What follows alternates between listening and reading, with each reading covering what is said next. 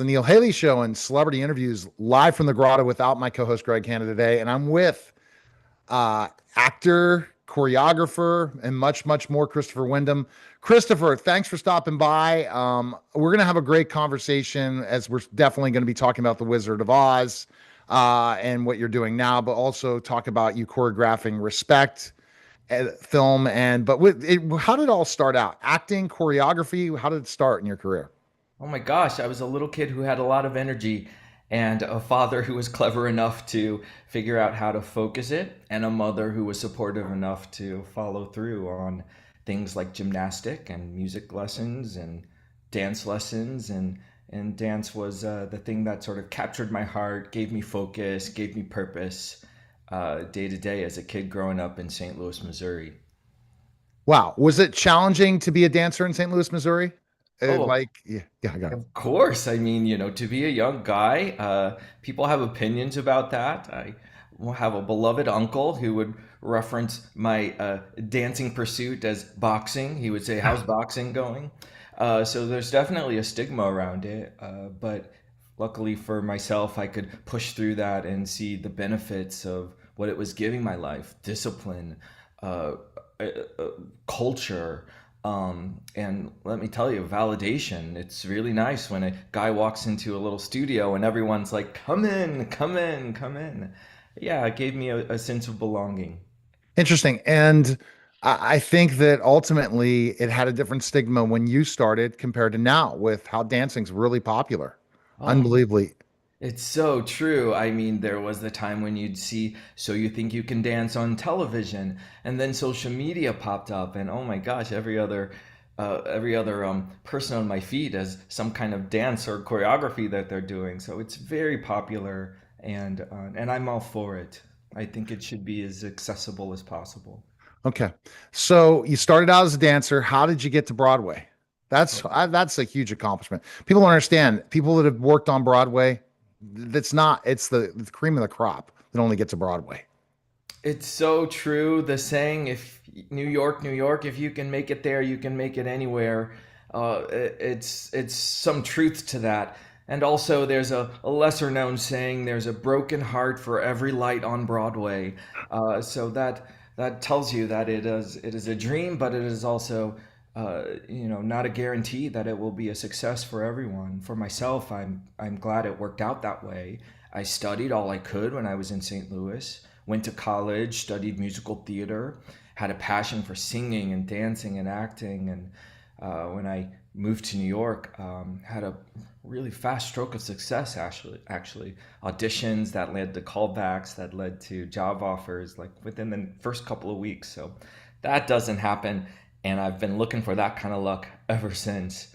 But the one thing I would say that helped was I realized after graduating college, my life and career had been scheduled, what I was going to do, even though I may get to choose classes. I had structure in my life. And moving to New York, I realized I needed that kind of structure. So I found dance classes and acting classes and voice lessons, and I created my own curriculum that helped to keep my skills sharp. And that gave me a lot of confidence when I walked into auditions, knowing that I could perform at my best. Yeah. Tell me how challenging it is for a Broadway casting call when you're going. Yeah. Oh my gosh. It's every nightmare you could ever possible. I mean, I remember walking into the my first audition going like, how am I going to know the choreography? Well, they teach you the choreography, and you have to learn. Well, eventually you learned that the people on the other side of the table, the choreographer, the director, the producer, they want you to be good. They're not looking for you to fail or fall flat on your face. They're really looking to make their job easier. And so they're just wishing for you to be as good as possible. So they'll do everything they can to help you shine and help you be a success. And that shining in success. Wow. And when so how, who did you how did you get cast in Broadway? What Broadway show? Oh my gosh. Oh my gosh. My first big show was a national tour of Damn Yankees starring Jerry Lewis, which was a huge triumph for me because I saw that show on Broadway, with classmates of mine. I remember standing up at the bows and clapping and turning to my classmate and saying, I'm going to do that show. No rhyme or reason why I would think I would do that show. And that was one of my first auditions. And walking in, I just knew I had all that it took to be in that show, all the talent. And I'm glad that it worked out for me to be a part of that touring company. Meanwhile, I'd auditioned for another show called Fosse, based on the life's work choreography of legendary Broadway and film choreographer Bob Fosse. And to be a young guy in the room with all of these incredible dancers and legends of theater that would come to work with us, BB Newirth, Anne Ranking, Chita Rivera, Gwen Verdon. I mean, come on. These are the heavy hitters. And to be in the room with them, my God, I was wide-eyed and just eager to learn all I could. So, but yeah, those are some stripes those are some shows that I earned some dancing Yeah, stripes I'm on for doing my own sure. research right now as I'm looking, and I didn't ask AI to do it. I'm still old school, not in that way. I love AI, but I just was doing some quick searches and I said, Broadway, okay. That's something that people understand. That's something in your resume that really sets you apart when you're going to go choreography. And then we're going to talk about that kind of transition. But I see Fosse. I also see A Wonderful Life. You were involved in that one in 2005. So you went from 2001 Fosse to 2005 with that and on 20th Century. So there's two more. So you're not giving yourself enough credit. And then you look at touring, you have Damn Yankees, and you also have Joseph and the Amazing Technicolor Dreamcoat, which is an unbelievable production. Oh my goodness. Of talking about one that blows you away, right? Well, that's a crowd pleaser, and I like to ask people, "Have you ever been on stage yourself?" And that's one of the shows people would say, "Oh, I did that in high school or middle school." Joseph and the Amazing Technicolor Dreamcoat. That one's fun because my role on that one was actually associate director.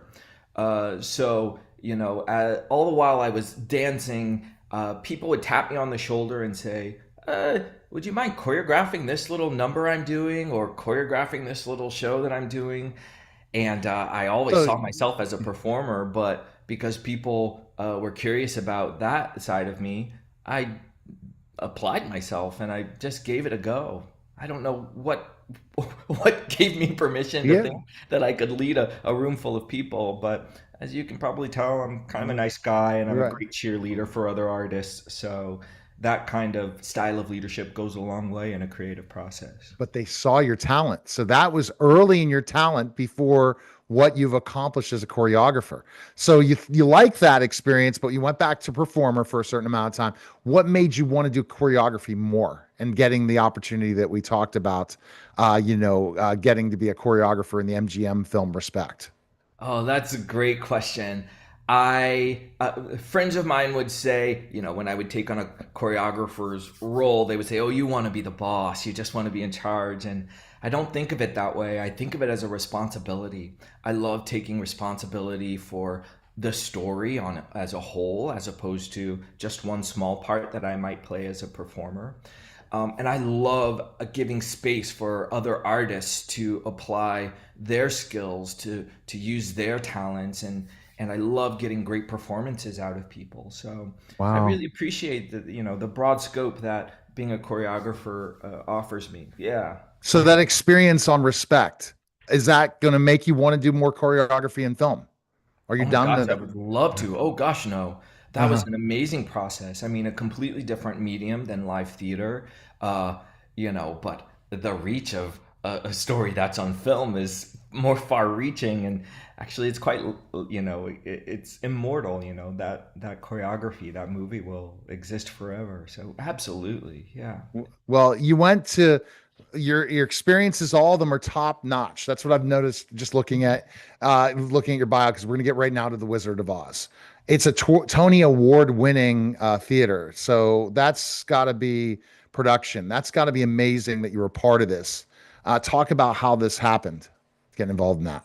Well, the artistic director, Rick Dildane, he is also the director of The Wizard of Oz, and he happens to be a pal of mine. And he thought of me, which I don't take lightly. There are hundreds of choreographers out there, and for him to think of me and know that this would be a match for me was just very generous. So it was also early conversations where we were figuring out, it's such a classic piece, so well known because of the movie. How are we going to tell this story for this theater and for this audience? And when we landed on this idea of taking something that's familiar but making it fresh, I said, "Yeah, I'm in. I'm in." So it led to conversations of how do we interpret the Yellow Brick Road? How do we interpret costume? One of the early conversations led to, do we want to see Dorothy in a gingham dress, like Judy Garland in the movie? Or do we want to base it on a little more grounded reality? So our Dorothy is in coveralls, just like a little farm girl. So it just, those kinds of changes of details really. So, and what did you see from your and being a choreographer? Explain how that's done. Is this choreography a role, or are you doing more in this production? This role, I was choreographer, but as you can tell, So, Neil, but I tell me a probably. choreographer. Define a choreographer for someone that might not know. Oh, so a choreographer who would take music and create movement or dance and teach that to an ensemble. And at the best, it would be movement or dance that tells a story. But you have to have a visual part to this, right? Choreographers pick the outfits, right? They pick the so explain that the more nuances than just the music and dance part of it. That's great. It's very collaborative. So on this production and most musical productions, there's a director, there's a choreographer, there's a scenic designer who's responsible for all of the set pieces. There's a costume designer who's responsible for all of the clothes that the actors wear, and a lighting designer and a sound designer. So dance being a visual art, I'm not necessarily the one who's going to say this is what they should wear, but through conversation, through the direct with the director and the costume designer and the set designer, we're coming to some group ideas of what we think would be best to tell the story.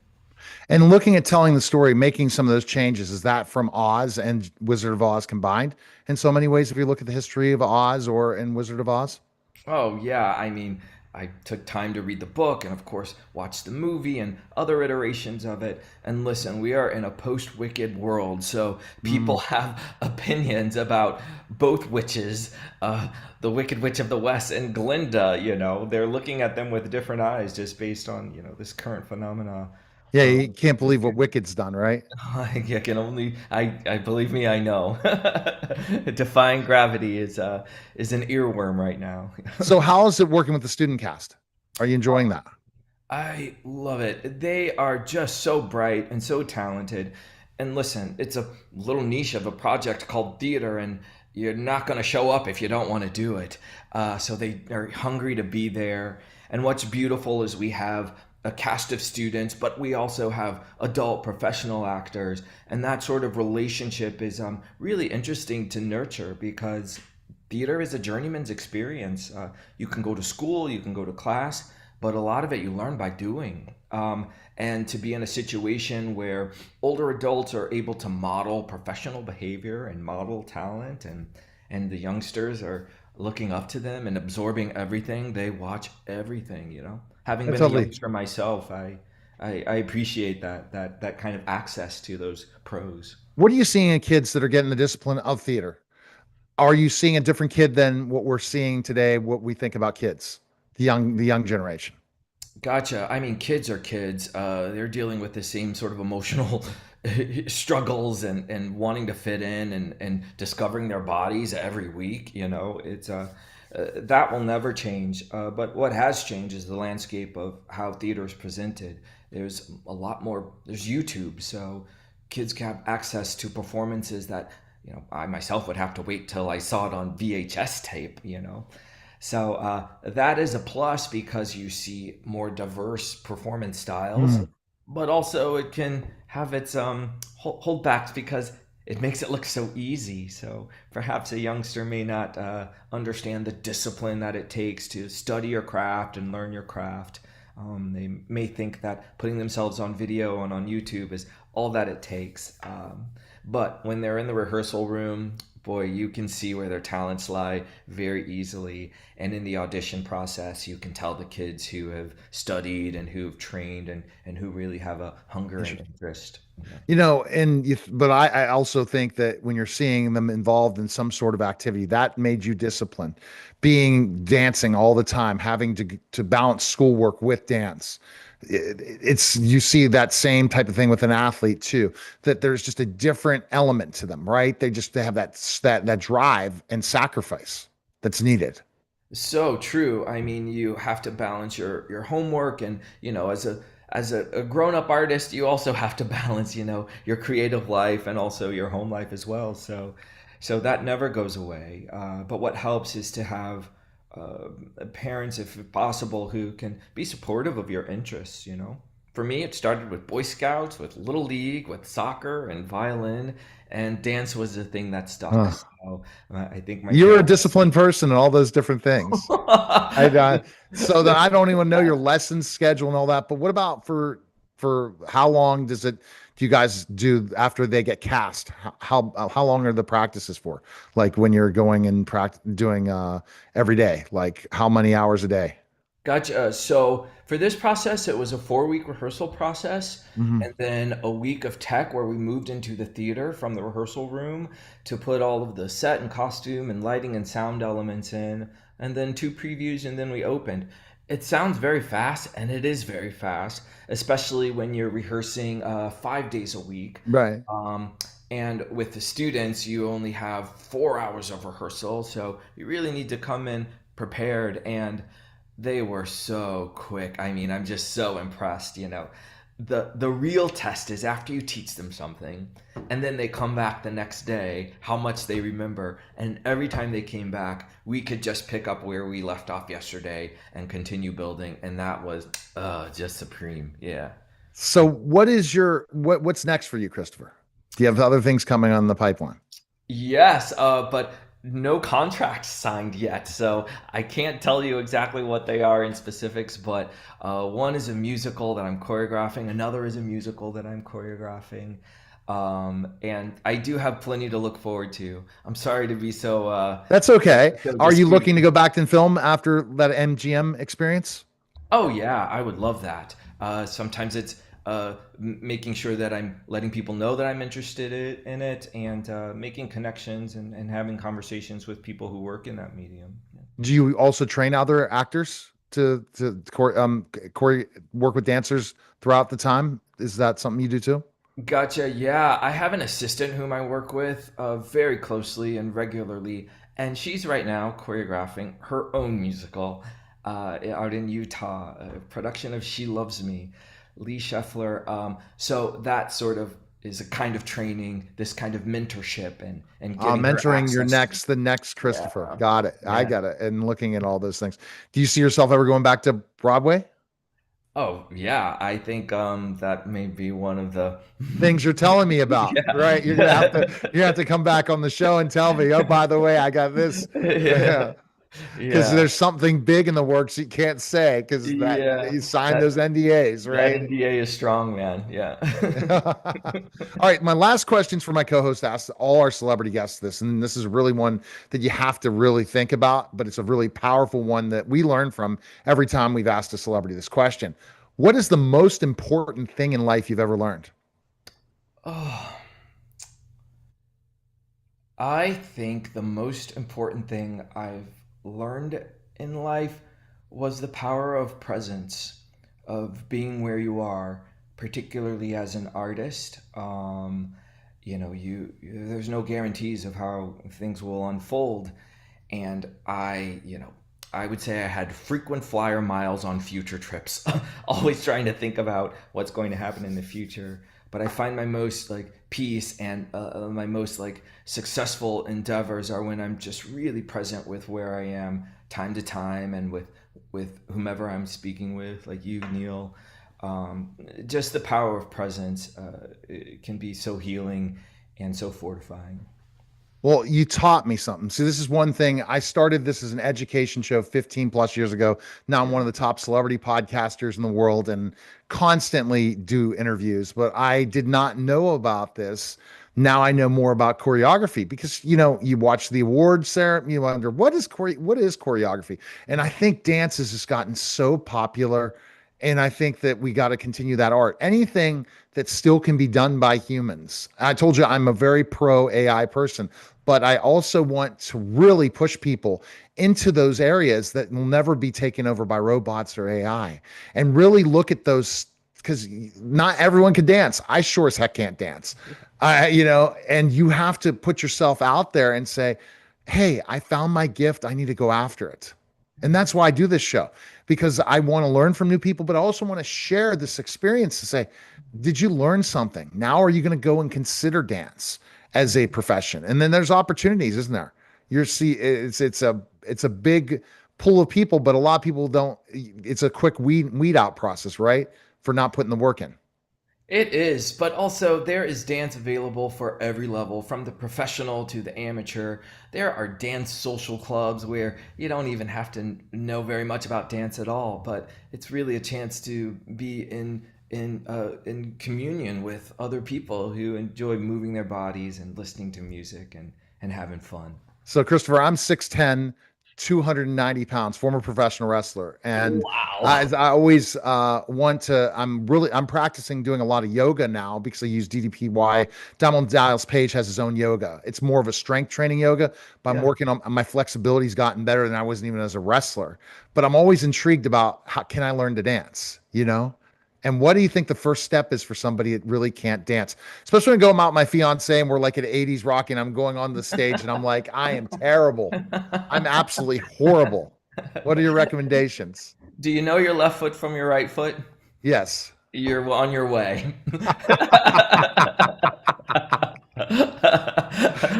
And I take it you can walk down the street with ease, Yes. and you could walk backwards if you had to. Yes. Oh, yeah.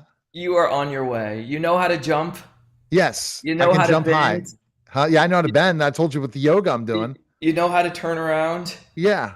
You know how to leap through the air, I imagine. Yes. These are all the basics of dancing. And with a personality like yours, you put that behind all of these like codified little moves. Come on, man. If I were with you, we'd be dancing right now. So you're saying it's more of a choreography versus the movement's important to move your body, but it's more the choreography of making a dance look good. It's more of whom you're giving the choreography to and whom you're building the choreography on.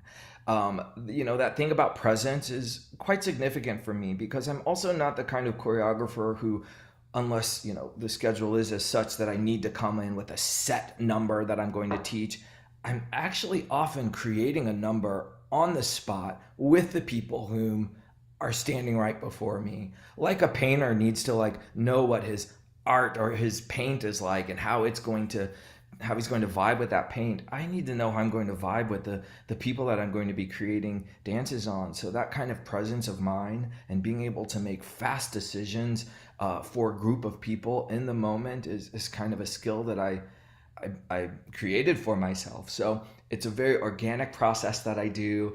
I would look at your 6'10" self and your right foot and your left foot and just your wonderful demeanor and sense of humor and try to create movement that expresses, how do I say, grace and power, grace of emotion and power of the size of you as a human being. Yeah. All right. Well, I'm excited. One point to meet. All right. So, best place people can connect with you is there a place, Christopher, you're on social media people can find, and then also first, where can they purchase tickets for people out there that are in the area? Where's the best Great. place? If you want to purchase tickets, go to Children's Theater Company. This is in Minneapolis, Minnesota. You can find their website just by searching for Children's Theater Company, The Wizard of Oz. And if you want to find me, my socials are all the same. C Windom 5, CWINDOM, and the number 5 at just about every social media platform. All right. Thanks, Christopher. Appreciate it. Yeah. Neil, I appreciate you. Thank you All so right. much. That was a special simulcast of the Neil Haley Show and the celebrity interviews live from the Grotto with Greg Hanna. Guys, take care.